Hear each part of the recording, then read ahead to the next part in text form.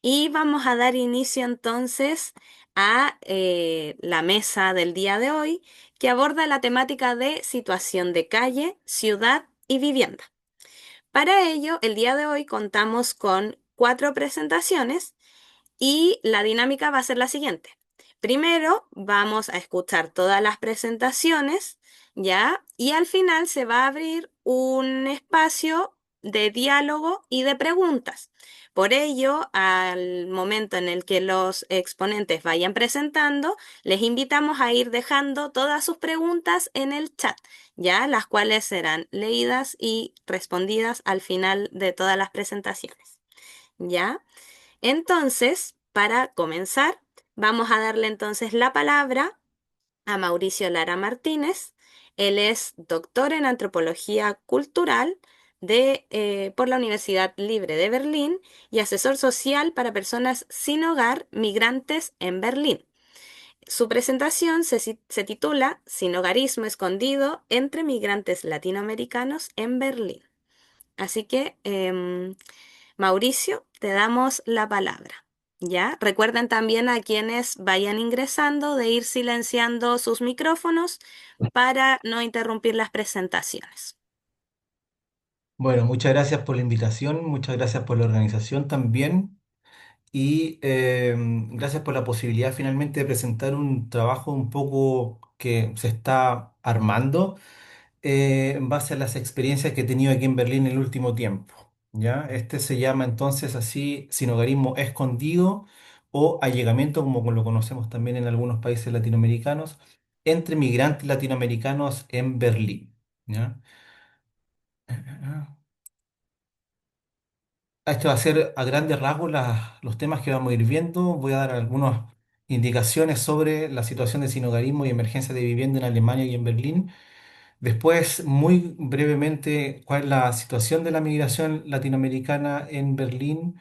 Em, Después vamos a pasar directamente al concepto que se conoce como el sinhogarismo escondido o o su par allegamiento en estos lados. Después el rol de las comunidades. Les voy a presentar muy brevemente también el proyecto donde estoy trabajando yo como asesor social. Después ver algunas situaciones de los perfiles que vemos y terminando con algunos comentarios con respecto al problema de reconocimiento y de sensibilización para este fenómeno en su aspecto más, como digo, escondido, encubierto, como vamos a ir viendo. Entonces, muy a grandes rasgos, contarles de que justamente ayer salió unas nuevas estimaciones con respecto a la situación de cuántas personas sin vivienda estaban hacia el año 2024 y ha salido en todos los medios ayer y hoy día de que ya se superó al millón. ¿Ya? Esto significa un incremento de un 11% del último año, pero ya el año anterior, del 2022 al 2023, había habido un incremento de 53% de la población contabilizada como sin hogar en Alemania, lo que había sido un salto tremendo. ¿Ya? De este total, las estimaciones plantean de que son 56.000 personas que viven en la calle y por otro lado hay 870 de este millón y algo más, hay 870.000 personas que están alojadas en ofertas municipales y de las ciudades, ¿ya? Gran parte de estos alojamientos a través de una ley que es una ley de orden y seguridad, o sea, perdón, una ley del orden público y seguridad, ¿ya? Y vamos a ver un poco lo que para mí eso significa, ¿ya? Y también el aumento, ha habido un aumento en eso, las plazas en alojamientos con financiamiento público, no es directamente público, sino que tiene financiamiento público también muy subsidiarizado, que también había tenido un gran aumento en los últimos años, ¿ya? Del 22 al 23 también volvió, también en este caso fue un año de mucho incremento. Causas principales o causas muy básicas que, como solamente un vuelo de pájaro, un aumento en la migración hacia Alemania ha colaborado en esta situación y también un mercado de vivienda muy financiarizado, un mercado de vivienda muy tensionado y como vamos a ir viendo también se dan situaciones en las viviendas sociales que también han ido reduciéndose en los últimos años, es decir, distintos tipos de argumentos a nivel estructural e institucional que ha colaborado finalmente en esta situación. Discúlpenme de verdad de tener algunos nombres aquí en alemán, pero claro, son datos que me costaba mucho hacer todas las traducciones. No tuve tiempo, lamentablemente, de hacerlo, pero solamente comentarles dos cosas que me parecen interesantes. En primer lugar, en el gráfico izquierdo, que de toda la gente que está instalada en en el sistema de alojamientos públicos y privados de Berlín y de Alemania, perdón, en este caso, un 45% de esa población son hombres adultos, ¿ya? Un 29% son mujeres adultas y un 26% son menores de 18 años. En el segundo gráfico, el de la derecha, se ve que la población alemana dentro de este sistema para personas sin hogar, de alojamientos públicos y privados, solamente un 20% es alemana, ¿ya? Un 6% es población europea y un 74% es población que viene fuera de Europa, ¿ya? Como decía, también se da una evolución bastante negativa con respecto al parque de viviendas sociales ocupadas en Alemania, ¿ya? Donde vemos ahí un continuo decrecimiento en la cantidad de plazas disponibles, ¿ya?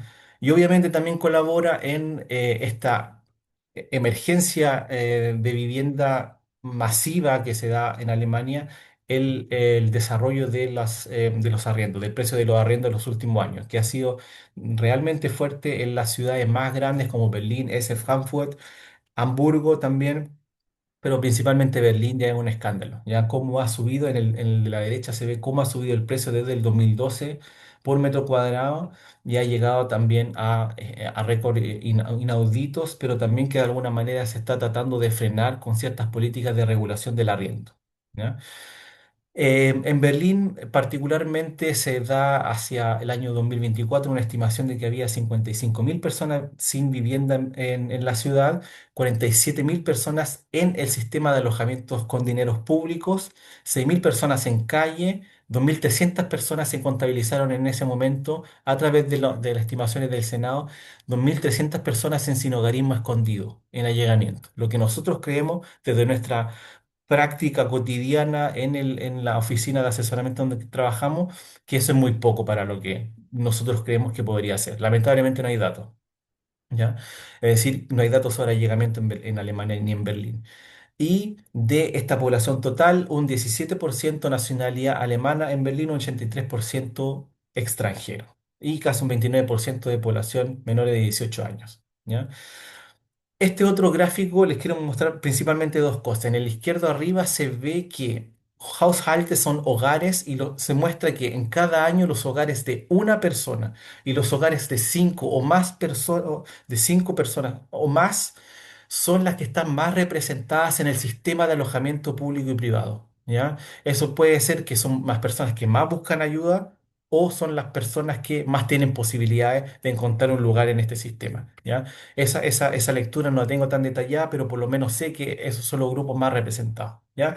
Y en el segundo gráfico de la derecha abajo les quería mostrar que casi la totalidad de las personas están alojadas a través de la Ley de Seguridad Pública y Orden, ¿ya? Es decir, la gente en su 95%, por decir un número que no lo tengo exacto, están alojados a través de una ley de orden y no de una ley social, ¿ya? Y por otro lado aparecen datos, principalmente los medios de comunicación, que nos dicen que hay una emergencia habitacional mucho mayor de la que nosotros estamos contabilizando a través de estas estadísticas o estimaciones. Y se habla que incluso un 11% de la población de alguna manera vive en un déficit habitacional o vive demasiado estrechamente, como lo traducen ellos. Muy eng, muy estrecho. ¿Ya? Es decir, eso quiere decir que 9,5 millones de personas en Alemania viven en una casa o en un espacio demasiado reducido para sus necesidades, ¿ya? Principalmente esto encuentra esta situación en mujeres, padres solteros y obviamente con sus hijos, ¿ya? Y sobre todo en las ciudades principales. Muy brevemente sobre la migración latinoamericana en Alemania y en Berlín. En Alemania en total, un país que tiene 25 millones de personas extranjeras o con historia de migración, hay 168.000 personas son de origen latinoamericano en Alemania, lo que se estimaba al año 2021, y en Berlín al año 2023 un aproximado de 98.000 personas, ¿ya? Ahora, nosotros desde la oficina donde trabajamos de asesorías sociales, vemos que hay una relación muy cercana entre la migración latinoamericana y una especie de allegamiento, de sinhogarismo escondido.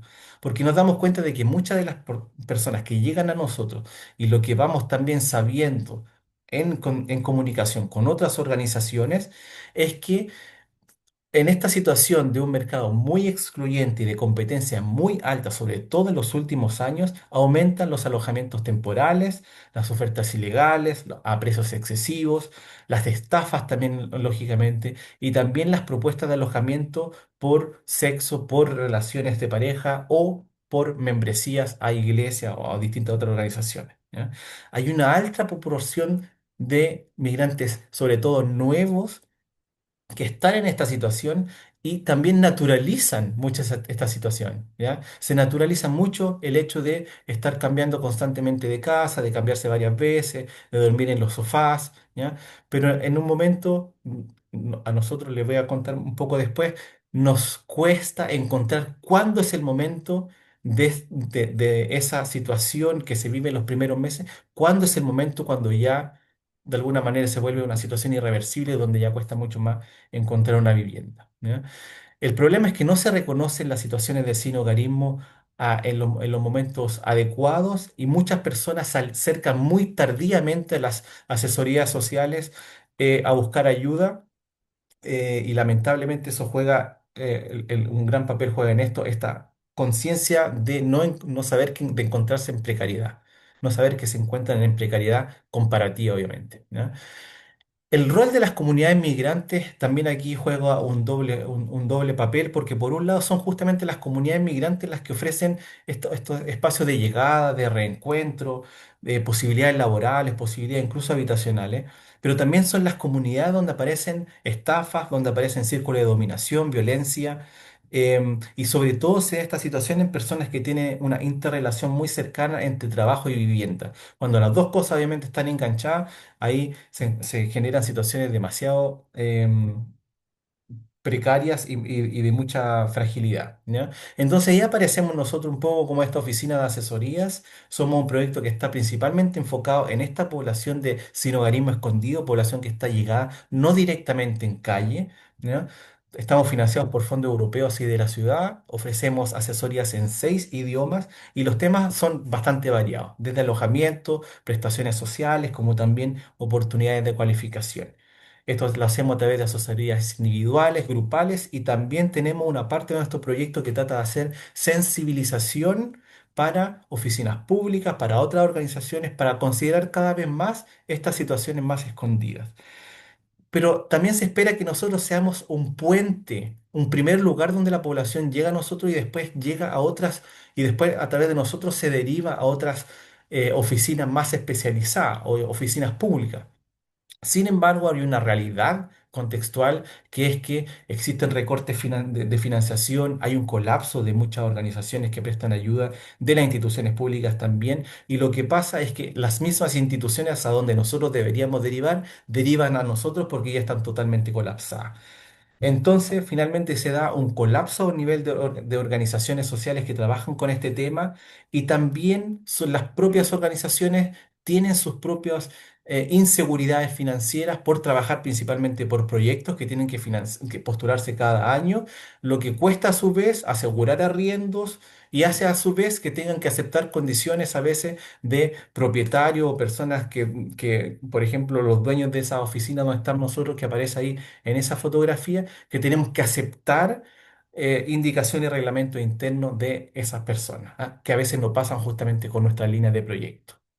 Muy brevemente con respecto a los perfiles de financiamiento y las personas que nos llegan, que llegan a buscar nuestras asesorías, es que nuestros perfiles son dos. Uno son personas de la Unión Europea, migrantes nuevos que se conocen, entre 3 meses y 5 años que se encuentran en Berlín. Y en segundo lugar, un grupo muy, muy grande y difuso que le dicen simplemente el grupo de personas sin hogar o en riesgo de quedar sin hogar. Así, esa es la categoría que se ocupa desde la política pública para estos proyectos, ¿ya?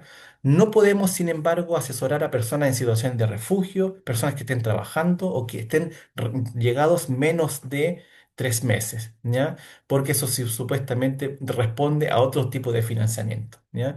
Pero finalmente lo que ocurre es que no podemos cumplir esos perfiles que nos plantea la política social, sino que finalmente atendemos a las personas que llegan a nosotros, a nuestras oficinas. Y ahí vemos que lamentablemente hay una alta cancelación también de citas. Muchas personas no llegan a las citas pese a pedir las citas con anterioridad. Creemos que también eso pasa porque son personas que se encuentran en una situación de precariedad, pero no urgente de estar en la calle.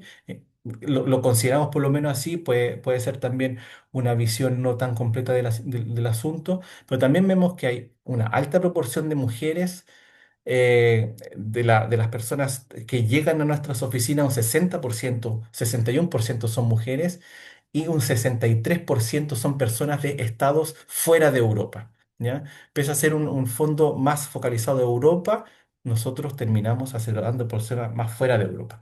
Y también muchas personas que están en riesgo de quedar sin hogar.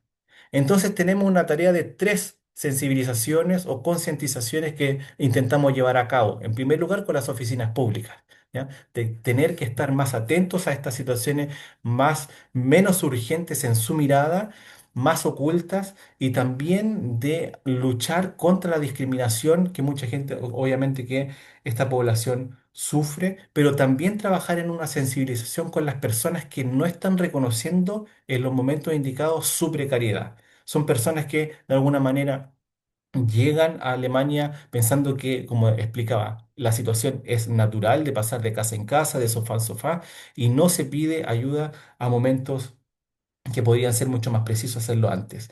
Y en Mauricio, van tercer, quedando 5 minutos. Disculpa ya, sí, yo que estoy te interrumpa. terminando. Muchas gracias.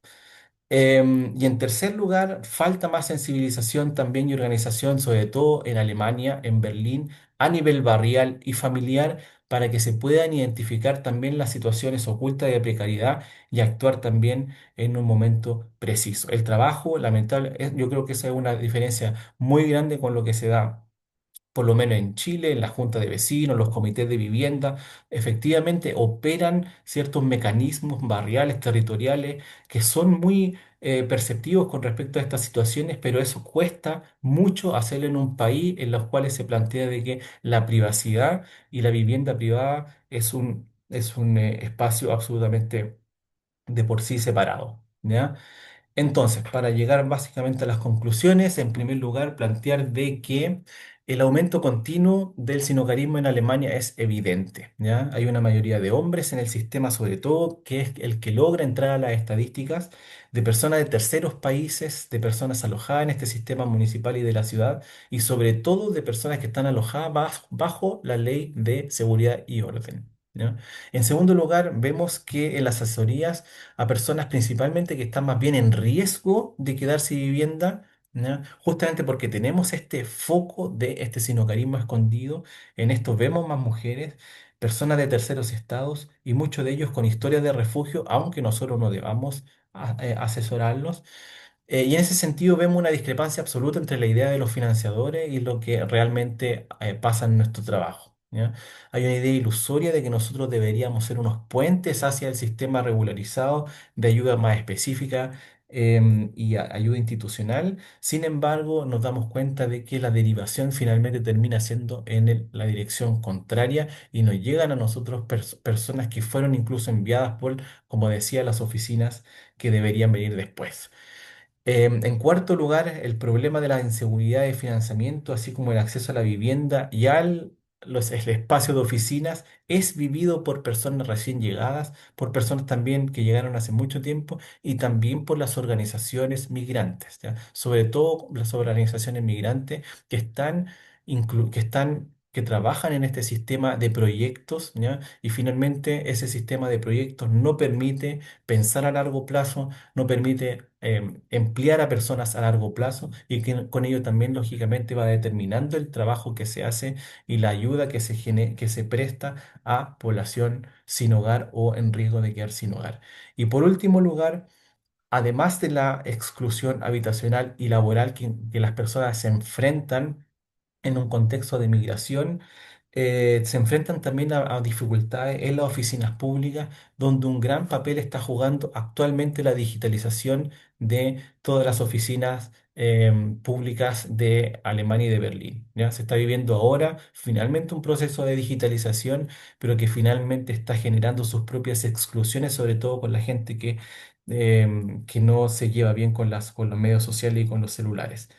También se enfrentan, como decía, a las dificultades en las comunidades, a dificultades eventuales en relaciones de parejas y a dificultades también en constelaciones donde están solos. ¿Ya? Por eso es fundamental el trabajo de sensibilización, obviamente el trabajo de una organización barrial más poderosa aquí en Alemania, ¿ya? Y también la documentación de discriminaciones, sobre todo de oficinas públicas, y con ello también la reclamación de derechos. ¿Ya? Traté de dar una visión muy general del aspecto de cómo se vive esta situación aquí en Berlín. Era demasiada información y por eso pido, por favor, si después me pueden mandar todo tipo de preguntas para aclarar puntos que no hayan quedado suficientemente claros. Muchas gracias. Perfecto, Mauricio. Muchas gracias por tu presentación, por compartirnos tu trabajo el día de hoy. Una propuesta bastante interesante, así que, como él decía, les invitamos a ir dejando sus preguntas en el chat para que finalmente también podamos ir resolviendo dudas que vayan quedando al final de todas las presentaciones. Bueno, muchas gracias ahí por dejar de compartir, súper puntual también, así que se agradece. A continuación, entonces, vamos a pasar a la segunda presentación de esta sala. Para ello, vamos a invitar a Andrea Méndez Bonilla, licenciada y magíster en Economía por la Facultad de Ciencias Económicas y de Administración de la Universidad de la República Uruguay, quien presenta junto a Alejandra Triñanés, licenciada en Sociología por la Facultad de Ciencias Sociales de la Universidad de la República Uruguay y magíster en Políticas Públicas por la Universidad Católica de Uruguay. Actualmente se desempeña como técnica en la División de Monitoreo y Evaluación de la Dirección Nacional de Transferencia y Análisis de Datos del Ministerio de Desarrollo Social, en lo referente a las políticas de atención a personas en situación de calle y transferencias que brinda el Ministerio. Su exposición se titula Evolución de la cobertura en la atención a personas sin hogar de MIDES. Les recuerdo también que tienen 15 minutos para presentar y cuando vayan quedando 5 les voy a interrumpir para avisarles, ¿ya? Así que, bueno, las dejo para que puedan presentar.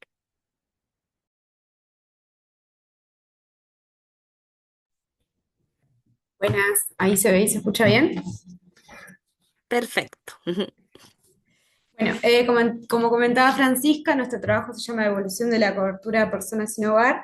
Nosotras somos Andrea y Alejandra, trabajamos en el Ministerio de Desarrollo Social de Uruguay, evaluando y monitoreando algunos programas del ministerio y una de nuestras divisiones de monitoreo y evaluación es la Dirección Nacional de Protección Social, que es la que trabaja con todos los programas de atención a personas sin hogar.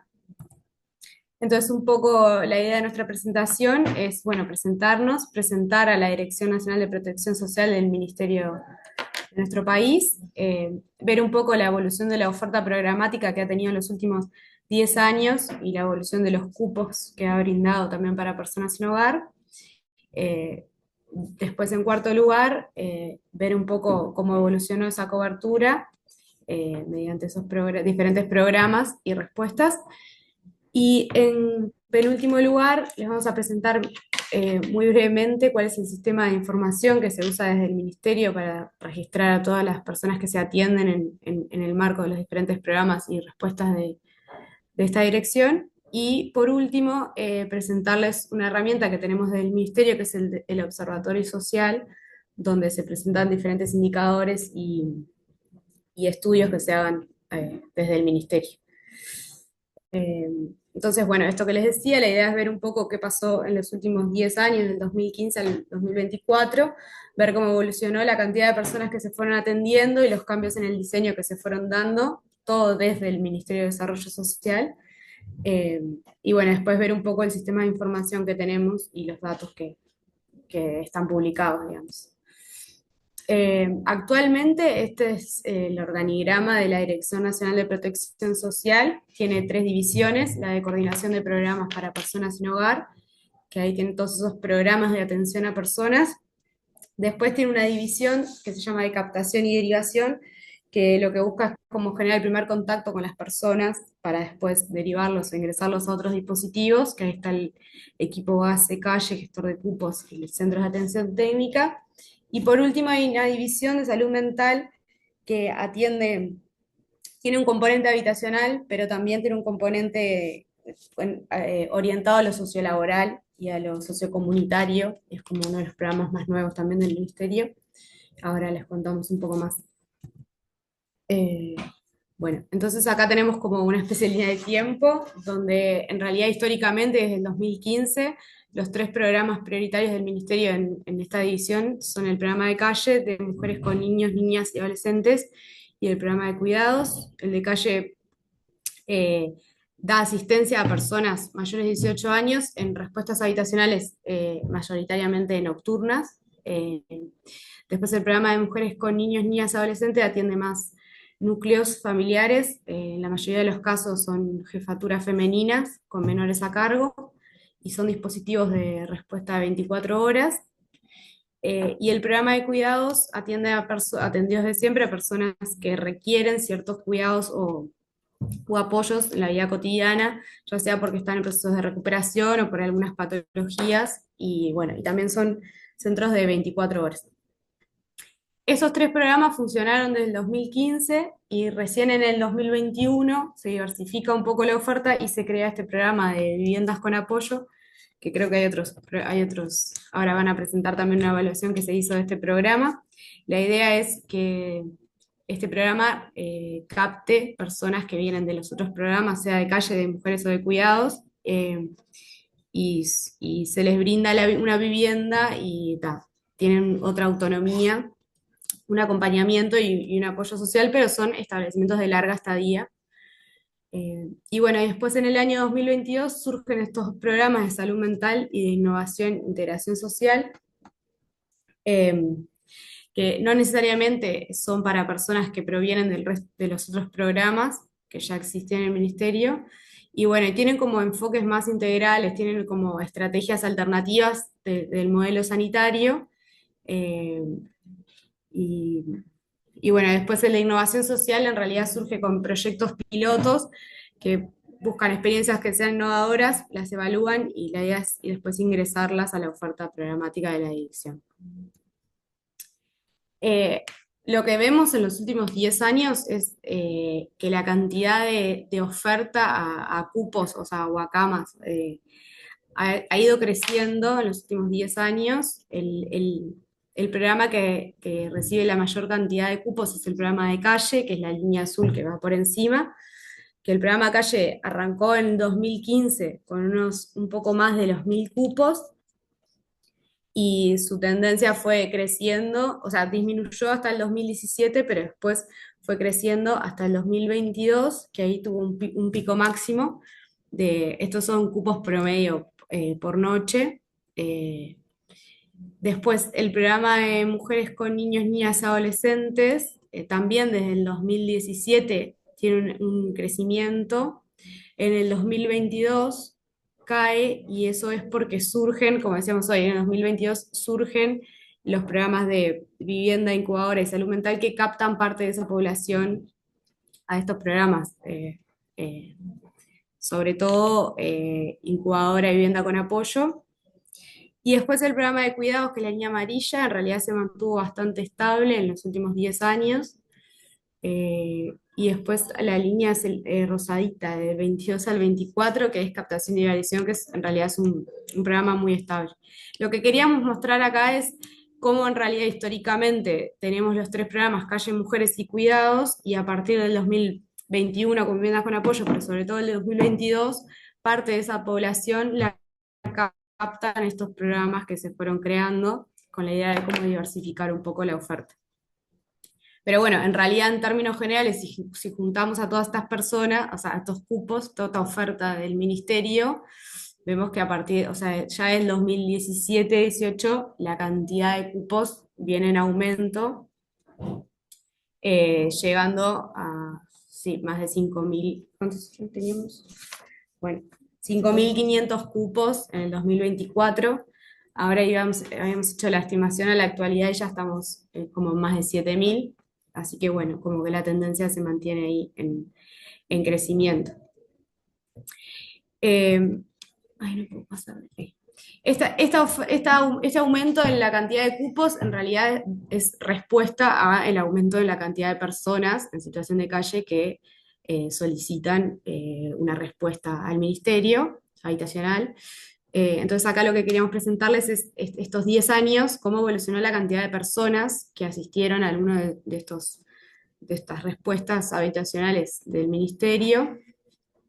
Y ahí la tendencia es muy similar, vemos que el total de personas, que es la línea azul, que ahí es total de personas que pasaron en todo el año, puede haber sido una noche, pudieron haber estado todo el año, pero nos quedamos con cédulas únicas en todo el año, y teníamos en 2015 5.000 personas, eso se mantuvo, de hecho hasta bajó hasta el 2019, y ahí se ve un aumento en la cantidad de personas que pasaron por alguno de estos dispositivos. Y bueno, se ve como una mini estabilización ahí en 2023. También pensamos que puede haber como un efecto medio pandemia y o post-pandemia, pero bueno, habrá que ver cómo sigue esto. Eh, pero es cierto que, o sea, al finalizar el año 2024 teníamos más de 11.000 personas que habían pasado por los dispositivos. Que capaz que ahora, si no lo decimos en términos relativos, no dice mucho, porque viendo los datos de otros países, capaz que 11.000 personas parece muy poquito, pero bueno, tenemos una población de 3 millones y medio de habitantes. Y bueno, y después la línea amarilla, lo que mostramos ahí en realidad es cada uno de esos años, cuántas de esas personas están ingresando por primera vez a algún dispositivo de estos de respuesta habitacional del ministerio. La idea es decir, ver que hay año a año, hay hasta el 2019 unas 2.500 personas y después a partir de 2019 cada vez más personas que ese año ingresan a algún centro de alguna de estas ofertas de NPS y que en realidad nunca habían asistido a ningún otro refugio ni a ningún otro centro. Eh, Como ver eso, que el total de personas sigue creciendo, pero además todos los años se presentan personas nuevas en este sistema. Bien. Bien, ahora comentarles brevemente que estos datos que compartió Andrea de cupos, programas, de modalidades, de personas que hacen uso de los dispositivos, lo podemos tener, bueno, lo usamos nosotras para el monitoreo y la evaluación de los programas de la Dirección de Protección Social, porque nosotras nos basamos y nos referenciamos en un sistema que tiene el Ministerio, que es el Sistema de Monitoreo, Administración y Resolución de Trámites, SMART. El Smart es una plataforma única que tiene el Ministerio que permite tanto la gestión de consultas, trámites e intervenciones de programas que son ejecutados y coejecutados por el Ministerio que funcionan esta plataforma funciona como soporte para la toma de decisiones y para la gestión de los diferentes programas sociales. Tanto para el caso de los programas que trabajan con personas sin hogar como para los demás programas del Ministerio, lo que permite esta plataforma es poder registrar todos los eventos relacionados a la trayectoria de la persona en relación al Ministerio. Entonces, en ese sentido, por ejemplo, para los equipos que trabajan con las personas sin hogar, funciona como una herramienta de trabajo cotidiana, porque desde ahí se va a dejar registro de las personas que toman contacto, se va a poder derivar a la persona oportunamente, se va a poder referenciar la persona a un dispositivo, llevar control de si la persona está asistiendo o no está asistiendo, por qué motivo, también dejar constancia de algún tipo de sanción o incidente que haya surgido. Permite también el poder también dejar registro de derivaciones internas que se quieran realizar en la interna de los programas y, y también eventualmente poder registrar si la persona deja de tener contacto o si de repente hay algún evento significativo de cambio, de mejora que amerita como una salida del sistema. Entonces, en ese sentido, nosotros decimos que esa plataforma nos deja una base de datos que es muy potente en términos de análisis, más allá de que también es la herramienta que permite sostener todos los dispositivos que trabajan cotidianamente con esta población. Les quedan 5 minutos. Bien, perfecto porque ya vamos al final, porque sobre el sistema en realidad podríamos profundizar mucho más, pero simplemente queríamos presentarle y comentarles que en realidad esa es como nuestra herramienta de trabajo también nosotros como equipo. Y también comentarles que el Ministerio tiene un observatorio social, que ahí dejamos distintos links para que puedan acceder, que ahí lo que muestran es, hay un montón de indicadores que se han ido construyendo para la serie histórica para personas sin hogar, y también ahí están todas las publicaciones que se han trabajado desde el ministerio, así que creo que es una buena cosa compartirles y mostrarles qué es lo que se puede ver ahí. Por ejemplo, acá van a ver que en el caso del programa Calle, se ven acá lista un montón de datos de clasificación del programa Calle. Al final muestra indicadores, por ejemplo, esto es cantidad de personas que pasaron por el programa Calle según tramo de edad por año, y pueden tener la visualización acá de la serie de 2021 en adelante. Y además tienen, por ejemplo, los distintos informes, estudios que se han hecho en relación a este tema. Por ejemplo, están todos los informes de los censos que se han hecho, algún estudio más en particular también sobre esta población. Así que nada, nuestra intención era también presentarles esta herramienta para que sepan que está disponible, y de nuestra parte quedar en contacto y disponibles por cualquier consulta. Vamos. Perfecto, Andrea, Alejandra, muchas gracias por su presentación, por el aporte que hacen a esta sala. Súper puntuales también. Em, Así que eso, creo que sería bueno quizás si más adelante después tienen esos links a mano, quizás si los quieren dejar en el chat también para que todos puedan acceder ahí a esa información que de hecho había una pregunta asociada a eso. Y que es bastante interesante también de revisar. Así que les agradecemos por esta presentación.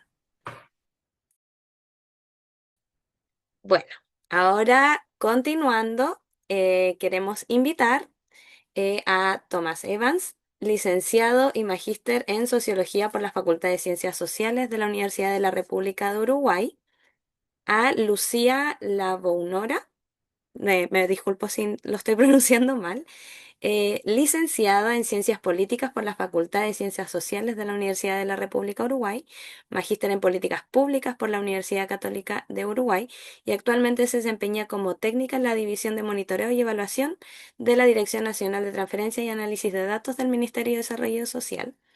Y también a Magdalena Aguiar, licenciada en Sociología y candidata a magíster de la maestría bimodal de Estudios Contemporáneos de América Latina, Facultad de Ciencias Sociales de la Universidad de la República de Uruguay, quien actualmente se desempeña como técnica en la División de Monitoreo y Evaluación de la Dirección Nacional de Transferencia y Análisis de Datos del Ministerio de Desarrollo Social. Su exposición se titula Evaluación Programa Vivienda con Apoyo.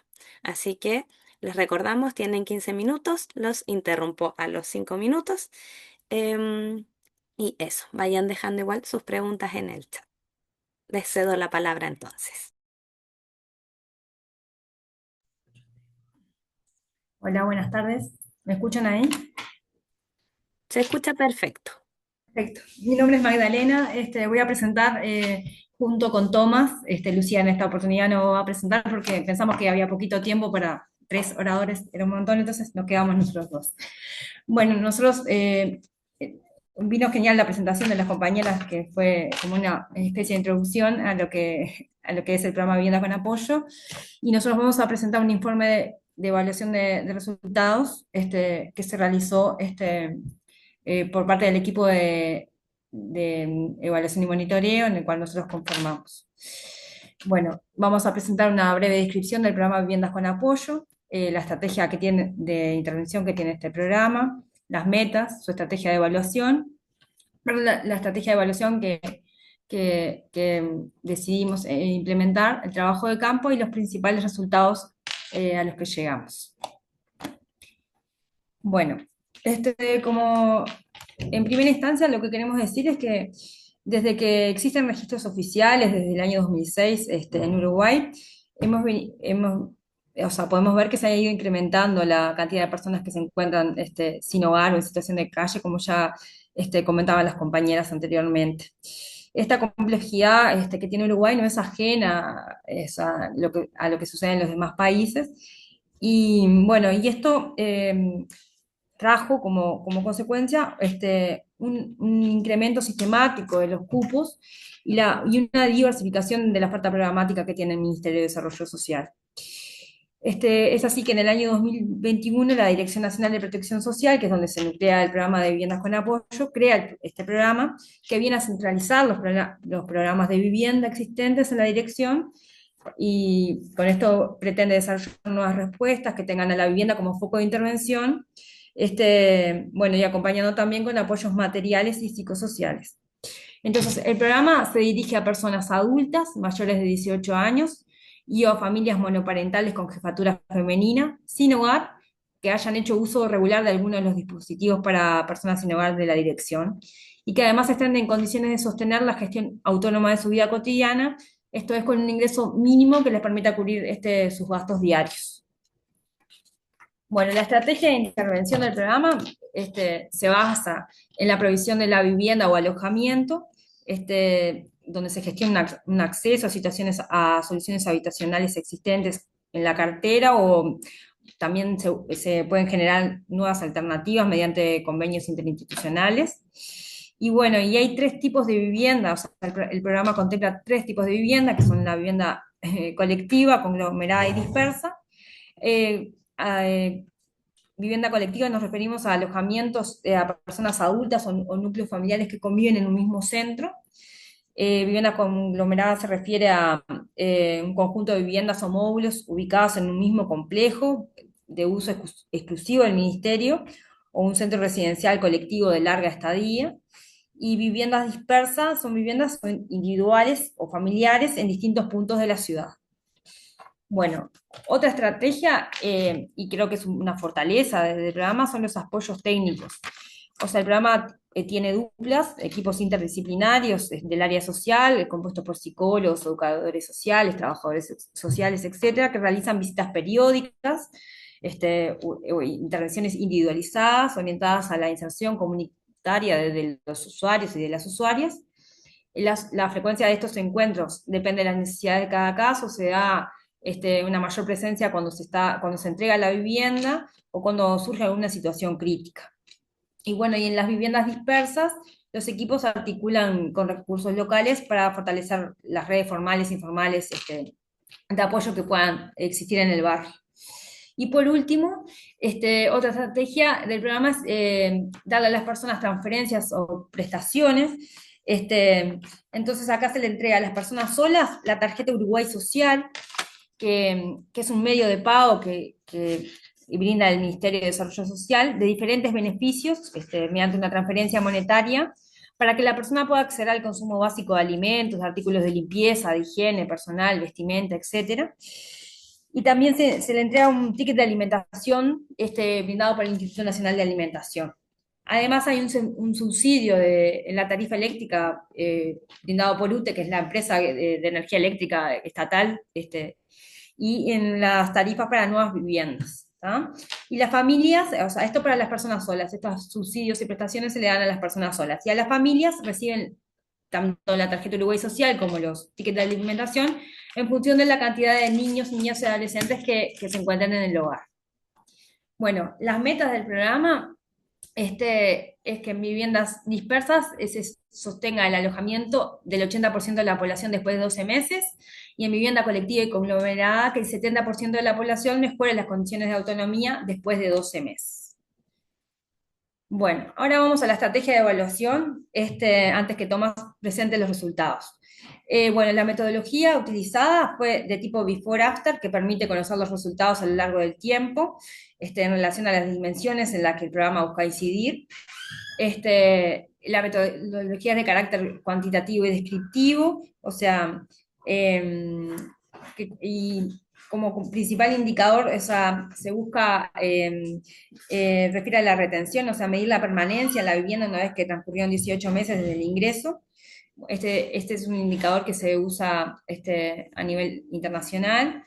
La evaluación se realizó a personas adultas, no se incluyeron familias, eso es algo también que es importante mencionar. Y por otro lado, se analiza el comportamiento de algunas dimensiones entre el momento de la postulación y el momento de llevar al menos 18 meses de ingreso en el programa. Para esto se analizaron los registros del formulario de postulación al programa y el formulario de seguimiento que se aplica una vez transcurridos los primeros 18 meses desde que las personas se iniciaron. ¿Tá?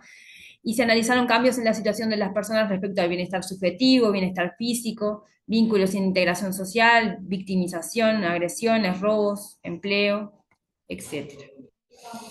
Y bueno, el trabajo de campo se realizó con 58 personas que cumplían los requisitos para completar el formulario de seguimiento, hubieran completado previamente el formulario de postulación, que hayan cumplido al menos 18 meses desde el ingreso al programa y que permanecieran en el programa al momento de realizar el trabajo de campo.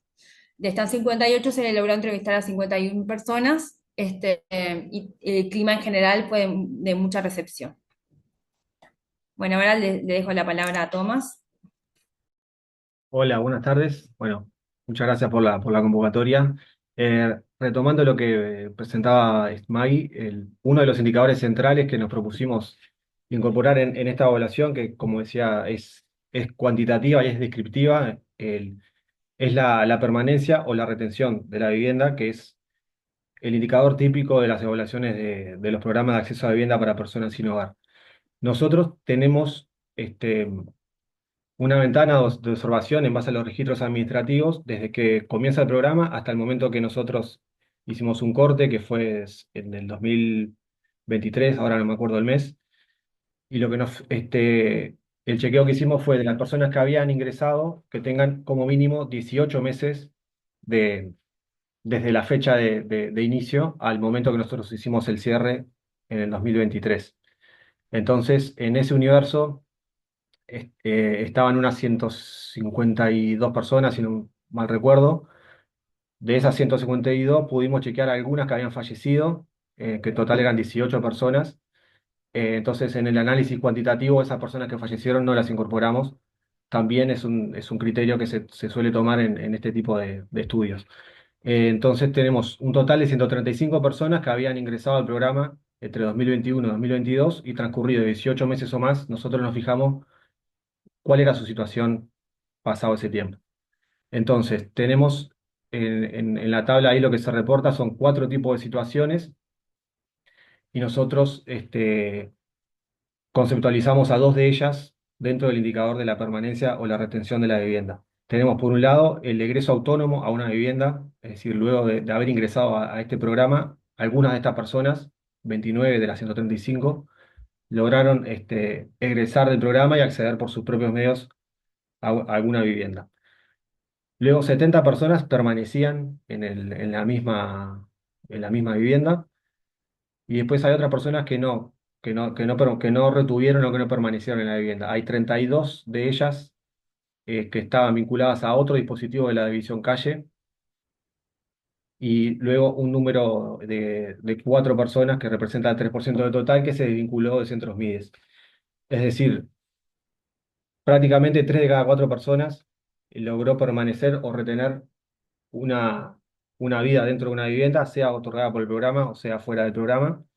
Y de las que no retuvieron, casi en su totalidad, esas 32 personas que están ahí, suelen ser casos que por distintas razones no no les fue del todo adecuado, digamos, su situación dentro de esas viviendas y tuvieron o bien un retorno al centro de atención a personas en calle que ya estaba originalmente, o a otro tipo de centro de atención, como puede ser centro de atención de cuidados para personas adultas mayores, porque no lo mencionamos acá en la presentación, pero el perfil sociodemográfico de las personas que están en este programa hay un promedio de edad de unos 56 años, es decir, es un promedio de edad bastante elevado.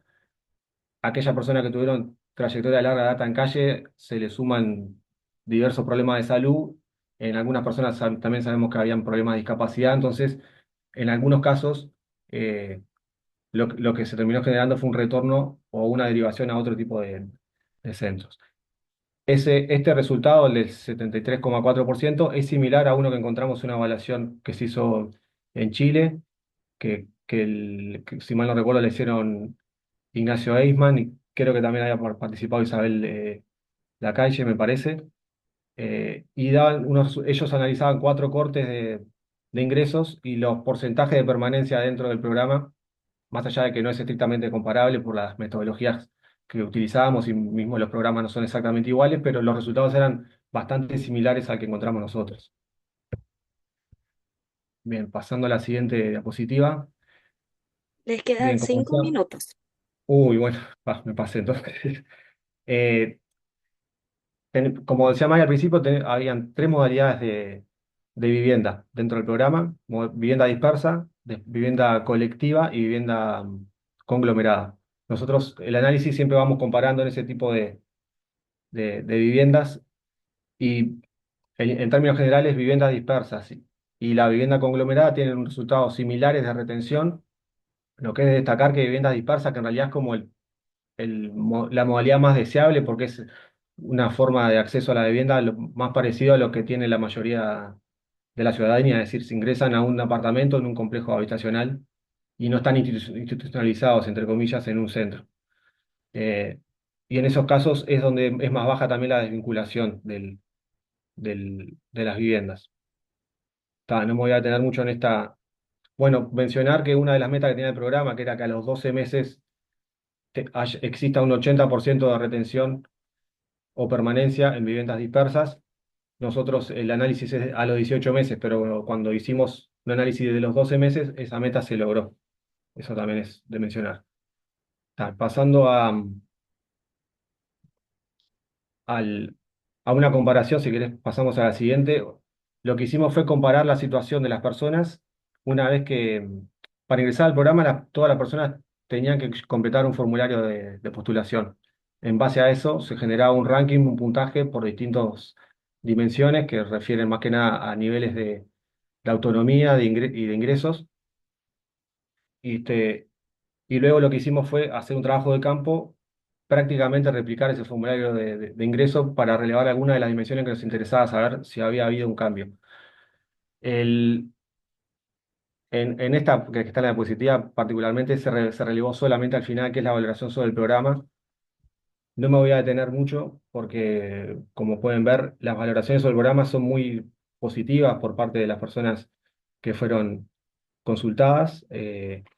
El único punto quizás donde no había tanto acuerdo es en los barrios donde están ubicadas las viviendas, ya que en el caso particularmente de viviendas dispersas se encuentran en complejos habitacionales, en algunos casos de la periferia de Montevideo, eh, y bueno, son también barrios donde las personas tienen una percepción, una sensación de que es más compleja la situación de violencia y de posible victimización en esos lugares, y también son los lugares también donde hay mayor denuncia de delitos. Entonces, ese era uno de los temas más críticos, pero luego había una muy buena valoración por parte de los apoyos recibidos del equipo técnico, de las condiciones de la vivienda y de los montos de las prestaciones.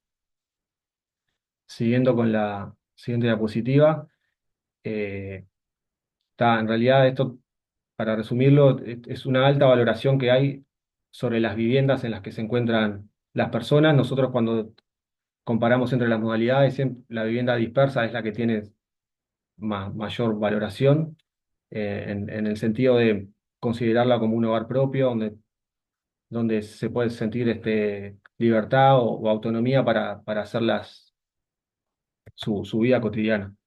Eh, Bien, la siguiente, nosotros utilizamos unas escalas que se usan a nivel internacional para medir bienestar subjetivo, que eso se aplicó al momento del ingreso y al momento de cumplir los 18 meses o más. Lo que vimos fue que 4 de cada 10 personas aumentó el puntaje de esa escala de bienestar transcurrido ese tiempo, desde que ingresaron al programa. Esto no es necesariamente atribuible al programa porque no es una evaluación de impacto, pero bueno, es un indicador que es interesante de observar. Eh, Luego lo que vimos también es que aumentó el porcentaje de personas que declaraban que descansan bien, pasando del 72% al momento de postularse al 82%. Y luego nos llamó la atención que empeoró la situación de las personas que declaran dolores o malestares físicos.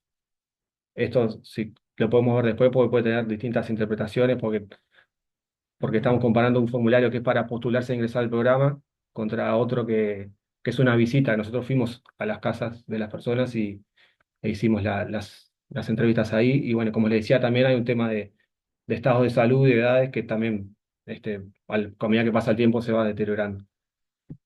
Pasando a la siguiente diapositiva, en términos generales, el, el vínculo con los vecinos de los lugares en los que habitan estas personas se divide casi que en dos situaciones, entre los que lo consideran colaborativo y entre los que lo consideran indiferente, y luego hay un porcentaje muy menor que lo considera conflictivo. Eh, Luego se les preguntó a la persona si mejoró el vínculo con familiares o amigos desde que ingresaron a estas viviendas, y una de cada tres personas menciona que mejoró esa situación, y el 60% que se mantuvo igual que antes. Acá un breve paréntesis: nosotros habíamos hecho antes de esta evaluación cuantitativa una etapa de entrevistas cualitativas, y ahí nosotros habíamos eh, encontrado como uno de los principales resultados que mejoraba notoriamente la situación de los vínculos familiares de las personas, por lo menos la que habíamos entrevistado, que no era necesariamente representativa, pero que tenían un componente fuerte de mejora en ese sentido. Que acá con lo cuantitativo no es tan claro como nos resultó con lo cualitativo. Siguiendo a la siguiente diapositiva. Bueno, acá relacionado a lo que decía recién, los vínculos con familiares, eh, tampoco es claro que haya una mejora. Pareciera que es una situación que es más bien estructural de la trayectoria de la persona. Y bueno, se pueden observar algunas mejoras, por ejemplo, en las personas que dicen que tienen familiares o amigos a quienes recurrir si necesitan ayuda, pero no es clara esa mejora cuando se le preguntó si tiene familiares o amigos con quien recurrir si necesita hablar. Vamos a la siguiente. Solo para avisar, se acabó el Sí. tiempo, así que damos 2 minutos de extensión para ir cerrando, ¿ya? Bien, perfecto, gracias. Respecto al empleo y a los ingresos, hay una baja de la actividad remunerada. Esto nosotros interpretamos que tiene mucho que ver con lo que le decía hace un rato de la edad de las personas, que hay personas que se retiraron del mercado laboral y que estaban trabajando casi que en una situación de precariedad total, y por un tema de supervivencia, el estar dentro del programa, esa necesidad de supervivencia queda algo cubierta al tener la casa y al tener algunas transferencias básicas para el acceso a la alimentación. Y se incrementó un poco las deudas y préstamos de las personas, que esto también puede tener interpretación positiva, en el sentido de que en la medida que una persona se asenta en una vivienda y empieza a acceder a determinados bienes de consumo, también este, pueden llegar a acceder a préstamos. Esto siempre y cuando no condicione la vida económica de las personas, pero no necesariamente tiene una connotación negativa. Bueno, y pasando ya al final, bueno, lo que vimos fue que el nivel de retención es bastante alto y similar al que se da en las evaluaciones de programas de acceso a la vivienda. Es muy similar al que vimos en Chile y a otro que vimos en Estados Unidos y en Europa, aunque algo más bajo que los de Estados Unidos y Europa. Eh, el 50% sí permaneció en el programa, mientras que después un porcentaje que logró permanecer en una vivienda, pero fuera del programa. Los resultados en las diferentes dimensiones, si bien, como decía, no es una evaluación de impacto, lo que vimos es que hay unos altos niveles de conformidad con el programa de la vivienda. Hay una leve, no presentamos una diapositiva, pero hay una leve disminución en experiencia de robos y agresiones a partir de que ingresan al programa. Eso nos parecía también relevante. Y bueno, luego la situación con los empleos e ingresos y el bienestar y las redes y los vínculos, es bastante heterogéneo y no es posible afirmar una tendencia muy clara en cuanto a los cambios. Siempre es mejor la situación de las personas que están en viviendas dispersas respecto a las otro tipo de modalidades de vivienda conglomerada y colectiva. Y por último, y relacionado a otros estudios que hemos hecho, el cualitativo que les mencionaba y otros, cuando nosotros fuimos a hacer trabajo de campo, ya estaba finalizando el periodo de implementación del programa y no estaba claro para las personas hasta cuándo podían estar habitando en esas viviendas. Y bueno, eso era una preocupación que estaba latente y que nosotros en el informe hacemos una sugerencia de poder llegar a definiciones programáticas y políticas a una escala mayor y con un protocolo más claro para las personas hasta cuándo es y en qué condiciones pueden acceder a este tipo de respuestas. Y bueno, que es un programa con mucho potencial en la medida que el problema del sinhogarismo en América Latina, bueno, en todos los países, responde, eh, no principalmente, pero es una dimensión central la vivienda y bueno, entendemos que en ese sentido tiene mucho potencial el programa, más allá de algunas cuestiones que hemos visto hasta ahora. Así que bueno, quedamos a disposición por las dudas. Perdón si me pasé por el tiempo y bueno, muchas gracias. Muchas gracias a ustedes también por la presentación.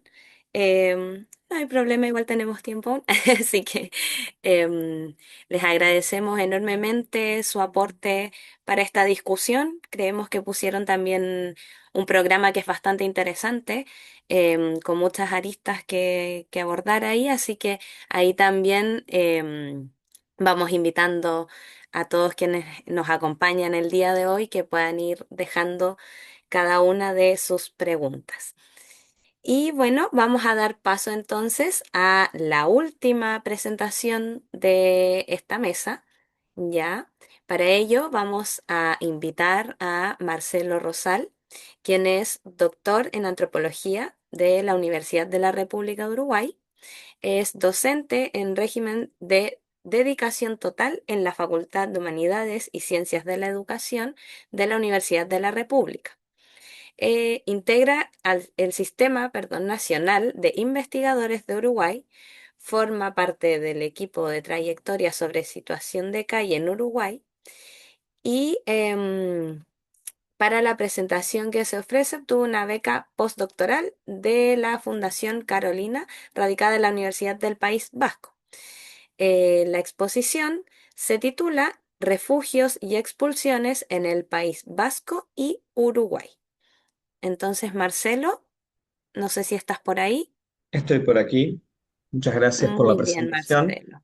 Ahí Este puedes trabajo es, compartir tu pantalla si quieres. puedo, este Perfecto. trabajo es hecho en conjunto con la colega Natalia Montealegre y bueno, ya vamos a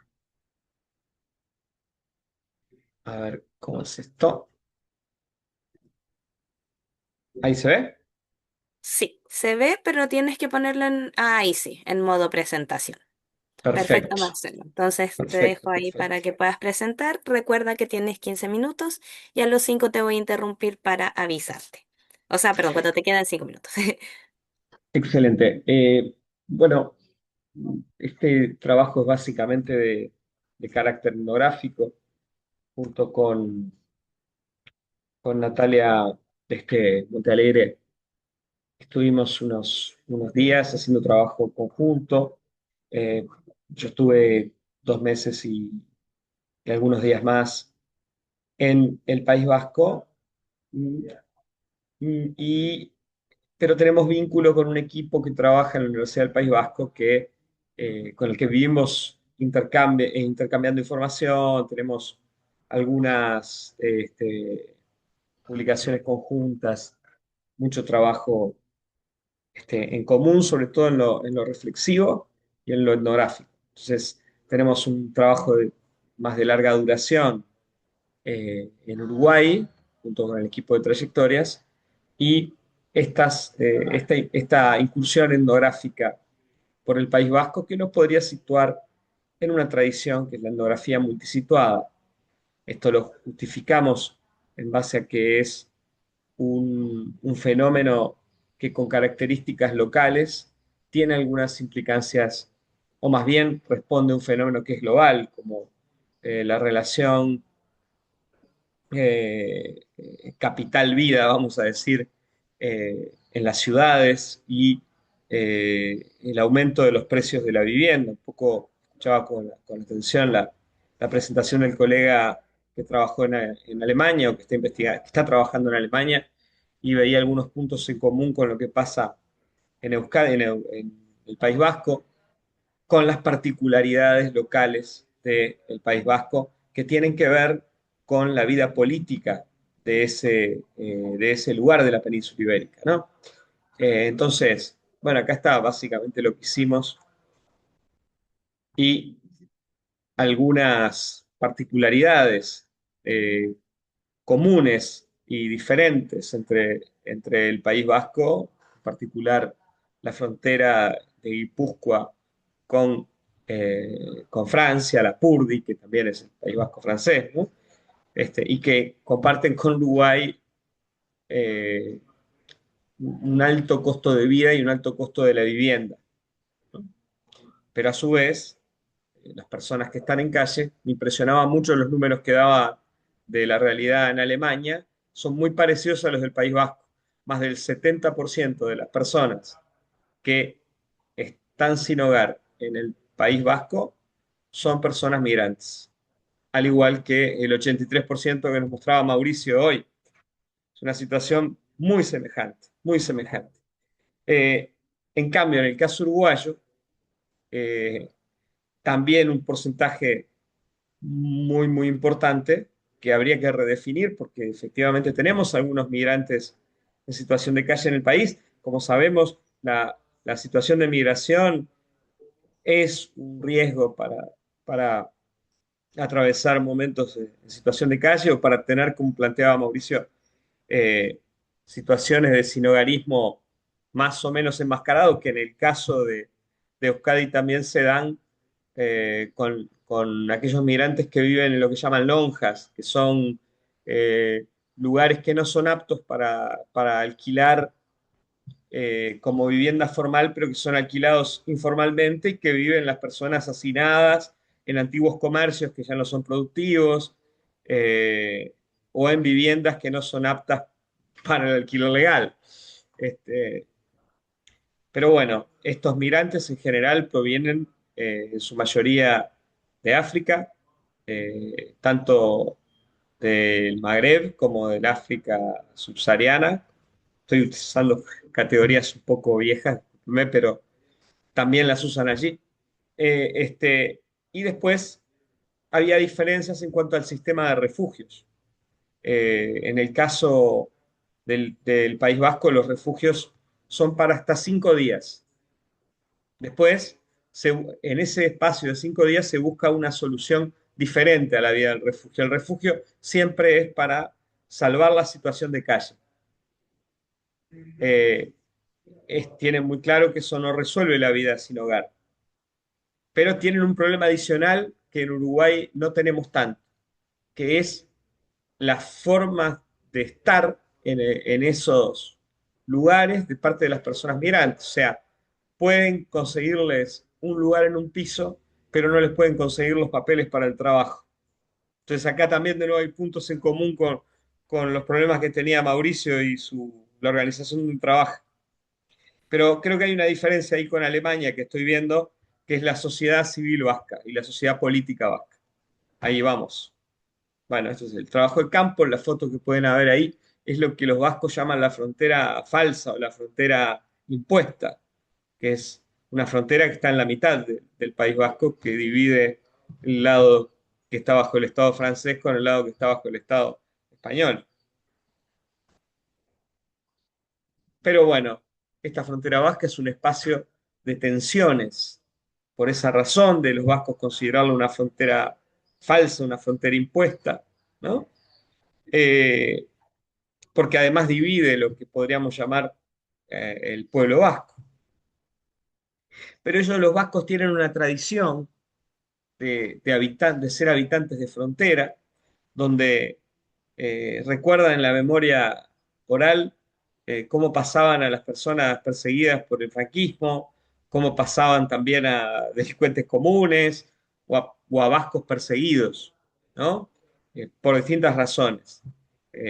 Hablo de cuando ya durante la democracia, ya retomada la democracia en España, con el conflicto nacional vasco, cuando había lucha armada, digamos. Entonces, ya hay una tradición de enfrentarse a los controles fronterizos. Y en esa tradición de enfrentarse a los controles fronterizos hay redes de solidaridad con las personas migrantes que especialmente cuestionan mucho más que a la policía española, a la policía francesa, de hacer controles racializados. Y los vascos tienen una larga tradición de desobediencia civil, a la que defienden como un derecho, ¿no? Y dice, bueno, los derechos fundamentales de cualquier ser humano están por encima de las leyes migratorias, que según ellos también son contrarias al espacio Schengen, a la Comunidad Europea, ¿no? Como que en el puente entre Lapurdi y Guipúzcoa, Lapurdi es la provincia vasca de Francia, y Guipúzcoa, esta provincia de Euskadi, serían ilegales y además son racializados, porque la policía no controla a las personas blancas de aspecto europeo, controla a las personas blancas que tienen algunos marcadores diacríticos que los revelan como de origen magrebí, o a las personas africanas, eh, más notoriamente africanas, y no tanto, o de ninguna manera, a quienes son europeos. Entonces, a eso lo podemos llamar controles racistas, o en mi caso los usaba la categoría de controles caucásicos, ¿no?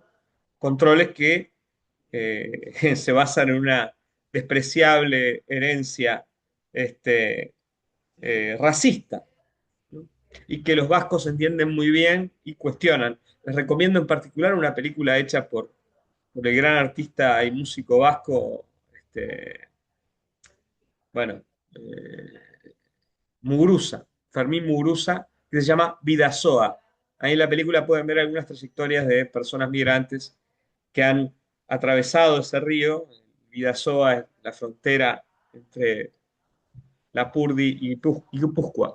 Y, y por estos controles racistas, algunas personas perdieron la vida al intentar cruzarlo a nado, o intentar modos alternativos de pasar esa frontera. Pero la diferencia central con Uruguay, si bien el sistema de refugios, la atención posterior, esos 5 días en refugios, evidentemente, sea la Cruz Roja o sea los ayuntamientos vascos de estos lugares de frontera, logran soluciones mucho más, estoy buscando la palabra, digna, que las soluciones que muchas veces se encuentran en Uruguay, con lugares, en fin, casas variopintas, con humedades, este, con muchas veces no higiénicas. No, allá las cosas son muy razonables en ese sentido. Muchas veces las personas vuelven a la situación de calle porque no tienen los papeles que habilitan el trabajo. Entonces, es una lucha contra la formalización. Problema que en Uruguay no tenemos de esa manera. Efectivamente, hay algunas complejidades para la documentación, pero las personas migrantes pueden ocupar los peores lugares del mercado laboral uruguayo. Hay algunos estudios al respecto. Están en peores condiciones que los ciudadanos uruguayos, pero pueden encontrar rápidamente la documentación nacional que los habilite a trabajar. De Marcelo, todas quedan formas, 5 minutos. sí, de todas formas, en el País Vasco, esas redes militantes de personas en general, no tanto de grupos de migrantes, sino de personas vascas, militantes políticos sociales vascos, buscan tanto ayudarlos a cruzar la frontera como mediante algunas redes de solidaridad, conseguir lo que se llama el empadronamiento, que no es una ciudadanía plena, que no otorga todos los derechos, pero por lo menos otorga un primer nivel de, vamos a decir improvisadamente, ciudadanía local, o acceso a cierto, ciudadanía es una palabra demasiado grande, acceso a algunos recursos que se ofrecen en forma local en el País Vasco. Ese sería el empadronamiento. Es como, y ahí hay toda clase de estrategias, algunas veces en los bordes de la legalidad, ¿no? Que hacen estos grupos militantes vascos, que a cara descubierta defienden la desobediencia civil contra leyes que ofenden los derechos fundamentales, de estas personas. Eh, Entonces en Uruguay hay un acceso rápido a a la habilitación para el trabajo, mientras que en Europa en general y en el País Vasco en particular hay una espera prolongada, más allá de que haya grupos que contribuyan con la integración social de las personas, por lo menos a nivel municipal, a nivel local. Evidentemente, esas son opciones políticas del País Vasco, ¿no? Evidentemente, sus antagonistas, yo estaba haciendo trabajo de campo en esa zona donde, no sé si tuvieron la noticia, el partido político Vox, contrario a la migración, fue a hacer una movilización en la ciudad más contraria a estos grupos de ultraderecha y hicieron no los dejaron hacer su acto, ¿no? Entonces hubo un conflicto con la policía y hubo varios días de movilización y entre los sinónimos de fascismo para estos militantes vascos son las políticas migratorias y, el antagonismo mayor es con esos grupos antimigración. De todas formas, empiezan a advertirse algunos problemas que están vinculados, y eso sí es interesante para nosotros pensarlo, a la situación de calle. Como muchas de las personas que están en la calle en una ciudad muy rica, como es San Sebastián, esta foto de una persona que es migrante, que está con una bicicleta, como podemos ver tantas veces en Montevideo o en otros lugares de América Latina, en un contenedor buscando de la basura, esa es la cuestión de la basura reciclable, recuperando objetos. Bueno, eso genera para el municipio, el ayuntamiento de Guipúzcoa, un conflicto, porque si bien ellos quieren desarrollar políticas que sean amigables hacia los migrantes, la población no les pide cosas contra los migrantes, pero sí que resuelvan el problema de la situación de calle. Y la situación de calle se transforma en una suerte de entrada a un discurso alterofóbico, de fobia al otro o aporofóbico, hacia los más pobres, o sea, los migrantes pobres. Ahí tienen un problema que advierten como complicado, porque a su vez con una mirada global se dan cuenta que el gran problema es la vivienda. Si ustedes ven ahí esos apartamentos de San Sebastián, una ciudad, como me dijo un vasco, el escaparate más lujoso de la península ibérica, justo en la frontera francesa, muy cerca de Biarritz. Estamos hablando de una zona muy rica, la zona más rica de la península ibérica. En contraste con los recursos pocos y de origen informal que suelen tener quienes están en esta condición de migrante. Eh, Evidentemente, este es un concepto muy conocido de Philippe Bourgoin y Shepard Hughes, que son los antropólogos que intentan llamar la atención de que las violencias este, no pueden verse aisladamente, que deben entenderse en tanto que continuum. Bueno, ahí lo que nos permitimos nosotros fue incorporar esa violencia geopolítica. No en vano, en los tiempos contemporáneos, esa violencia geopolítica forma parte bastante central de la discusión política de los países más poderosos.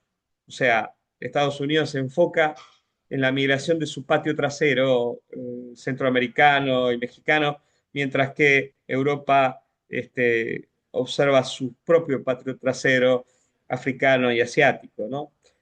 Como paradoja de son aquellos los que han explotado siempre, sin embargo, se utiliza políticamente a sus migrantes para mostrar una amenaza, pero a su vez las políticas que se desarrollan son pura violencia geopolítica, mediante políticas claramente racistas que se verifican en las violencias institucionales racializadas. O sea, las policías tienen muy claro a quién mirar. Marcelo, se Eh, acabó el tiempo, pero te damos 2 minutos adicionales Ni para ir siquiera, cerrando. ni siquiera, yo ya voy terminando. Entonces, finalmente, recuperando cuestiones de Uruguay, lo que podemos advertir es que lo que nuestros amigos y este, interlocutores y socios del pensamiento del colectivo ITEP, ¿no? Que plantean como la trenza, como una- un problema vinculado a la vivienda, al trabajo y al acceso a la atención sanitaria. Bueno, eso también ocurre fuera de fronteras, o sea, es un pensamiento de un grupo de personas en calle en Uruguay, pero que lo tienen muy claro también los militantes vascos que tienen casa, que tienen buen acceso a todo, pero que lo observan en los migrantes, que generalmente son quienes quedan en la calle.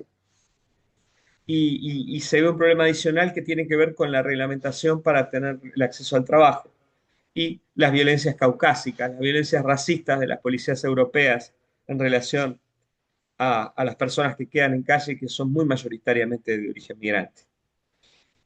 Y por otro lado, ese fenómeno global que es el costo de la vivienda. Costo de la vivienda que por otro lado algunas instituciones hablan a regañadientes, porque es un problema que lleva directamente a la politicidad y a la política. A la politicidad sería deseable que, que las personas más afectadas por las distintas violencias urbanas, estructurales urbanas, pudieran apropiarse del problema del acceso a la vivienda como un derecho y no como un mero factor de mercado. Bueno, lo dejo por acá, creo que hay mucho para conversar. Muchas gracias. Muchas gracias a ti, Marcelo, por tu presentación. Bastante interesante las reflexiones que nos ofreces hoy día. Eh, Así que muchas gracias. Y ahí, bueno, hacemos mención también a Natalia, que no pudo estar el día de hoy, pero que también sabemos que formó parte de esta presentación. Bueno, entonces ahora vamos a abrir el espacio para las preguntas. Ahí también invitamos a quienes quieran realizar sus preguntas respecto a esta última presentación, que las puedan ir dejando en el chat. Entonces vamos a ir haciendo tandas de preguntas, ya, para que así no se acumule tanto tampoco y no sea tan agobiante. Ya, así que vamos a partir con las primeras que se levantaron. Ahí, bueno, tenemos una pregunta de Consuelo que va dirigida a Mauricio y ella consulta. ¿Cuánto dura en promedio el proceso de asesoría desde el ingreso al egreso? ¿Cuántas personas forman parte del equipo y cuál ha sido el alcance cuál ha sido el alcance? ¿Cuántas personas han pasado por la asesoría? Esa para Mauricio. Luego tenemos una de Karina, en la cual pregunta para el equipo de Uruguay. Aquí estamos hablando del conformado por Andrea, porque son varios. El de Andrea y Alejandra. Dice, em, que nos puedan contar la prevalencia de migrantes latinoamericanos y si tienen programas o protocolos especiales de atención para esa población. Y luego tenemos otra pregunta de Mercedes que va para el equipo que presentó sobre viviendas con apoyo. Y pregunta si es indefinida la permanencia en los programas. Así que ahí abro micrófono. No sé si quieren ir preguntando, o sea, respondiendo, perdón, en el mismo orden en el que se les preguntó. Y luego vamos a seguir con otra tanda de preguntas. Así que les pedimos igual que sean breves para que podamos alcanzar a responder todo. Así que Mauricio, te doy la palabra. Bueno, muchas gracias por la pregunta. A ver, el proyecto de nosotros empezó este año, desde el año 25 en febrero, y se va a extender hasta el 28. Y en rigor está permitido hacer asesorías acompañando hasta por lo menos 6 meses, ¿ya? Sin embargo, se plantea por la concepción del proyecto que esto tiene que ser una derivación relativamente rápida, ¿ya? Esa es la idea original, pero lo que nos estamos encontrando es que efectivamente ya hay personas que están llegando a los 6 meses con nosotros y recién ahora estamos en un momento en que vamos a tener que evaluar qué se hace al respecto, ¿cierto? Si es que eso se argumenta posteriormente con respecto a las oficinas, a las instituciones financiadoras de, bueno, la documentación que va a ser evidente que vamos a seguir acompañando gente por más de ese tiempo. Las personas del equipo son lamentablemente solo dos y cubrimos 6 idiomas, entonces realmente es bastante lo que tenemos que enfrentar en un equipo muy, muy chico. Somos dos personas y solamente una coordinadora. Y el alcance hasta ahora ha sido que estamos llegando casi a las 200 personas este primer año de asesorías. Y principalmente también se ha logrado hacer una mayor invitación a personas a través de estas ofertas grupales que también hacemos em, con las personas que necesitan la ayuda. Una pregunta técnica, si es que a mí me interesaría comentar algo que también que de las otras presentaciones solo lo deberías tratar de hacer al final o después de estas rondas de preguntas, ¿cómo lo hacemos? Sí, yo creo que podríamos responder esta primera ronda de Ya. preguntas Ujú. y luego avanzamos con observaciones y así. Ya. Súper. Gracias. Entonces, la siguiente pregunta era para Andrea y Alejandra. No sé si quieren que les repita o están bien. No, estamos bien, creo que estamos bien. Perfecto.